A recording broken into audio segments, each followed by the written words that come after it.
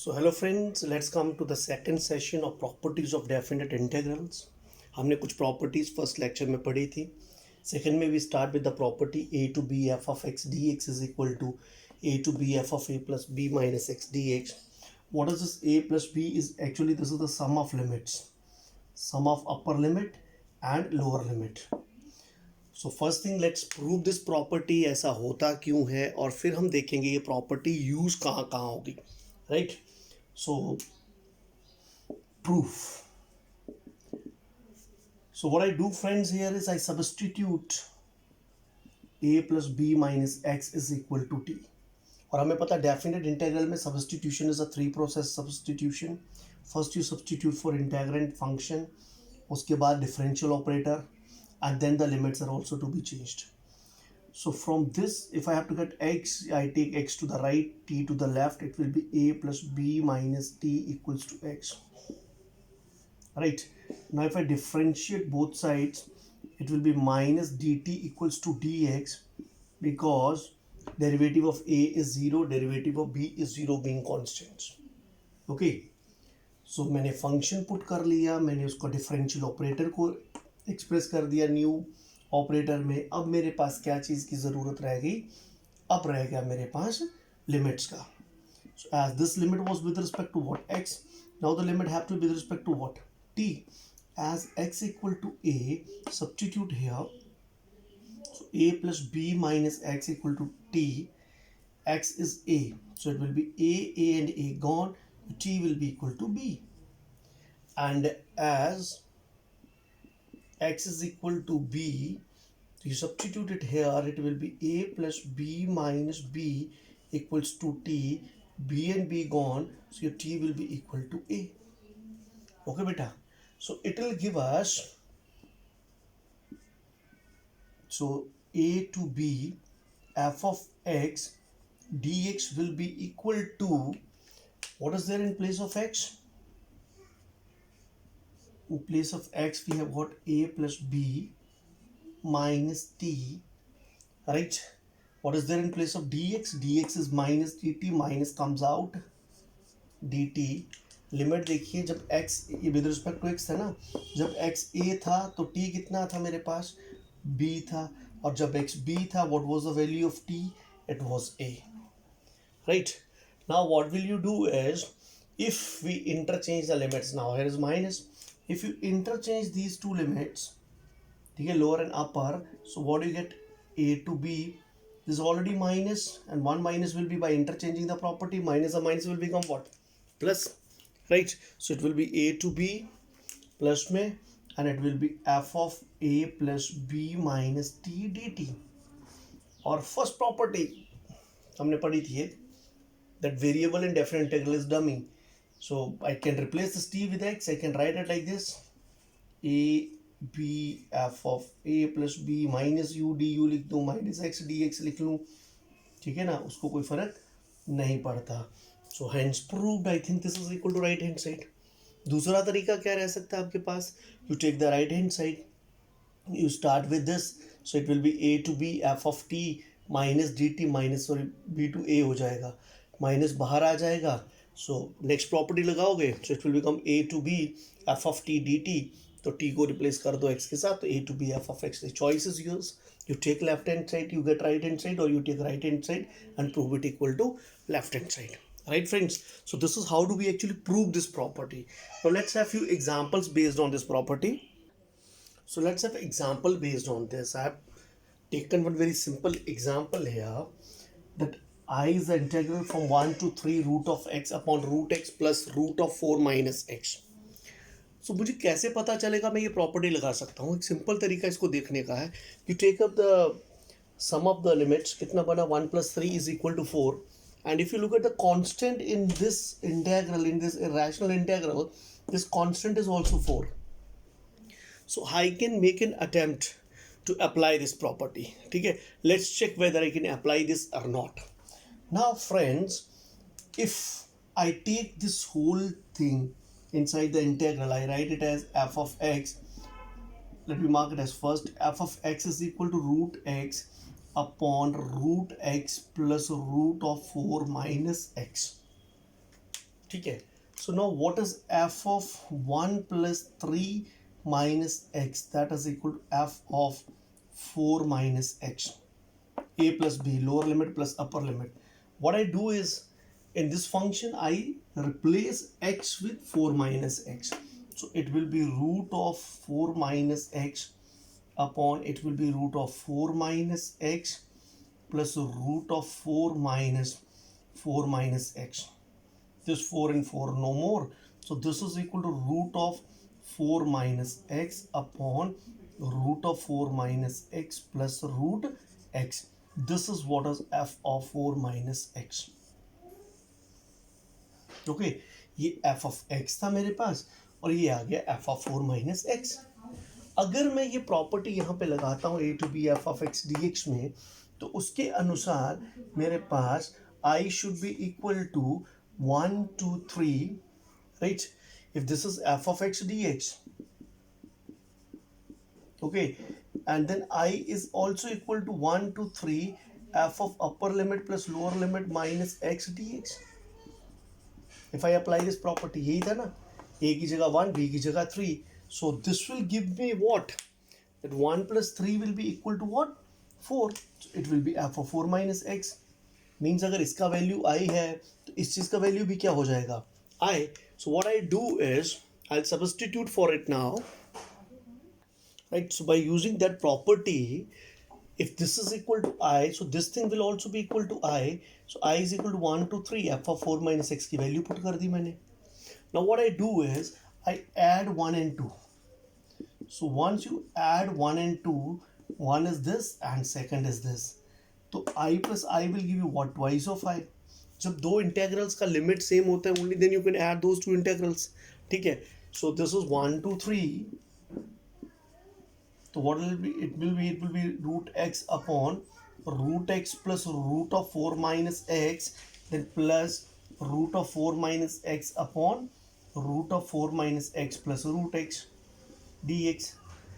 And when you add both these, what do you get is 1 2 3.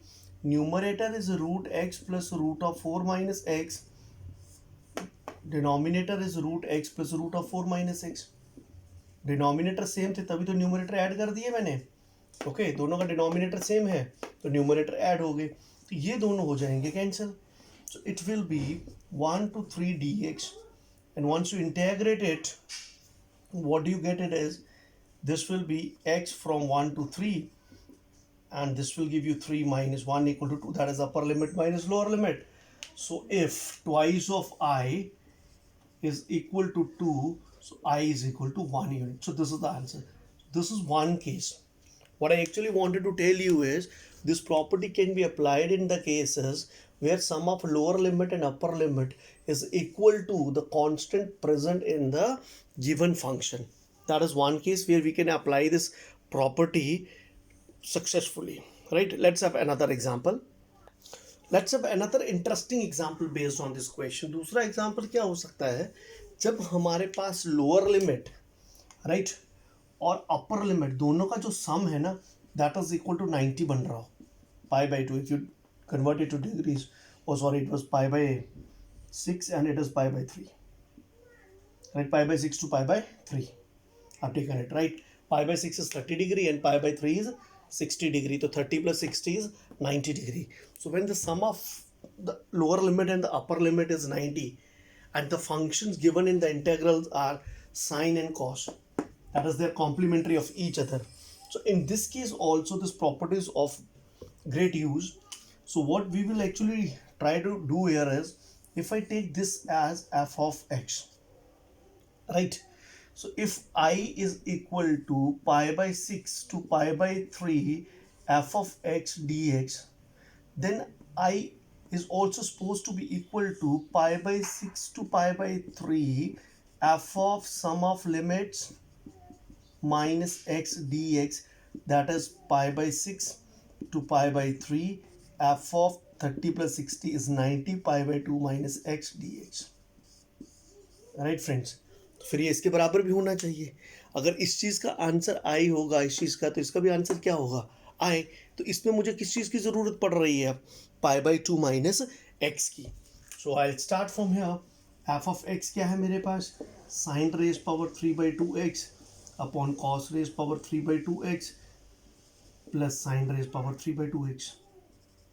And when I find f of pi by 2 minus x, it will be, जहाँ जहाँ x है, x will get replaced with what? Pi by 2 minus x. So it will be sine cube, sorry, sine raised power 3/2 pi by 2 minus x upon cos raised power 3/2 pi by 2 minus x plus sine raised power 3/2 pi by 2 minus x. Complementary की definition whole power हो जाएगी. It will B cos raised power 3/2x upon it will be sine raised power 3/2x plus cos raised power 3/2x. Cos of 90 minus theta sin theta, sin of 90 minus theta cos theta. Right sir. तो इसका मतलब ये हो गया I is also equal to, इसको अगर मैं first मान चुका हूँ, I is also equal to π/6 से लेके π/3 cos raise power 3/2x dx upon sine raise power 3/2x plus cos raise power 3/2x. ऐसा क्यों हुआ? क्योंकि हमने यहीं पे पढ़ा है कि a to b f of x dx is equal to a to b f of a plus b minus x. तो a प्लस b का टोटल बना π/2 माइनस x. तो यहाँ पे फंक्शन में f of x था, उसकी जगह हमने क्या डाल दिया? π/2 माइनस x. अगर इसका भी मीनिंग हमने आई रखा है इसका नाम, तो इसका नाम भी क्या रहेगा? आई ही रहेगा, बिकॉज दे आर इक्वल. यहाँ प्रॉपर्टी इस्तेमाल होगी हमारी ये वाली. ओके फ्रेंड्स, अब क्या करेंगे? दोनों का डिनोमिनेटर सेम है, ठीक है, रैशनल टाइप में दिख रहे हैं, तो हम इन दोनों को क्या कर देंगे? Add. So we will add first and I name this one as second. So adding 1 and 2, दोनों का लिमिट भी सेम है तो ऐड हो जाएगा आराम से. सो ऐड किया जब हमने 1 and 2 को, what do we get as I plus I will give you what? Twice of I is equal to π/6 से π/3. ठीक है, दोनों का डिनोमिनेटर सेम है, मैं इसे डायरेक्ट ऐड कर देता हूँ फटाफट. So it will be sine raise power 3/2x plus cos raise power 3/2x dx. जब ऐड होंगे इनके न्यूमरेटर्स ऐड हो जाएंगे तो ये बनेगा साइन रेज पावर 3/2x और प्लस ये बन जाएगा cos raise power 3/2x. Right. So ये दोनों सेम हो गए, न्यूमरेटर डिनोमिनेटर कैंसिल हो गए. दिस इज π/6 से लेकर π/3 and this is dx. dx को इंटीग्रेट कर लो, क्या आ गया? x. π/6 से लेके π/3, ये कितना बन गया? π/3 माइनस π/6. तो ये वैसे भी आपको पता है, not necessarily that you apply mathematics या बेसिक कैलकुलेशंस. 60 minus 30 is 30. तो twice of I is equal to π/6, तो I is equal to π/12. So this is how can you apply this property to evaluate some integrals. Friends, इस property की सिर्फ इतनी बात नहीं है. एक्चुअली इस प्रॉपर्टी का सबसे इम्पॉर्टेंट रिजल्ट डिराइव होता है जिसको हम यूज करते हैं. And you can take it like this कि we will be solving 90% of the questions of definite integrals by using that result, right? So I'll be writing that result here and we will be discussing about the application of that result in the next session. अगर इस property में मैं lower limit को 0 लिख दूं और upper limit को a लिख दूं, राइट, यहां भी 0 हो जाएगा, यहां पे a हो जाएगा, यहाँ पे 0 हो जाएगा, राइट, यहाँ पे a हो जाएगा. और इसको मैं अब रीराइट करता हूँ तो 0 to a f of x dx is equal to 0 to a f of 0 plus a. इसकी जगह 0, b की जगह a, 0 plus a minus x dx. What is the property? So 0 to a f of a minus x dx. Right. Proof चाहिए, 2 minute में मिल जाएगा. Same फंडा है, put कर लो a minus x is equal to t.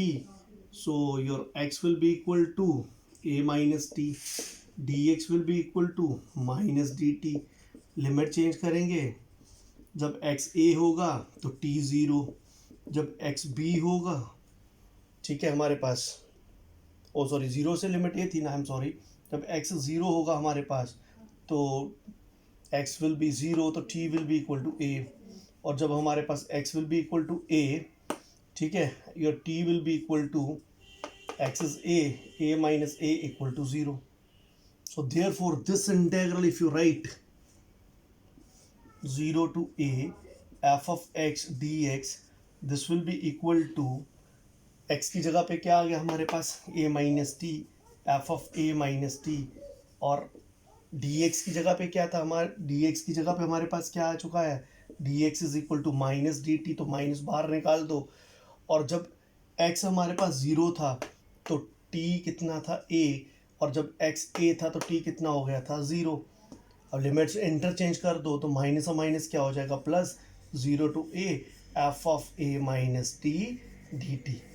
और आगे कहानी वही वाली, डमी वेरिएबल कोई मतलब नहीं रहता, I can write it as 0 to a f of a minus x dx.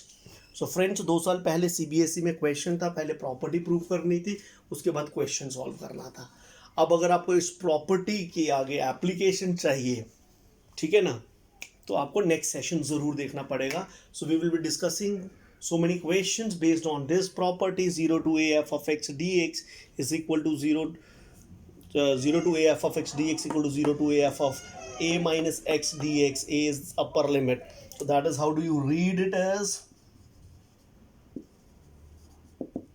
0 to a f of dx is equal to 0 to a f of upper limit minus x dx. इसका application पढ़ने के लिए हमें next session को attend करना ही पड़ेगा. Okay, see you in next session. Thank you so much, bye bye.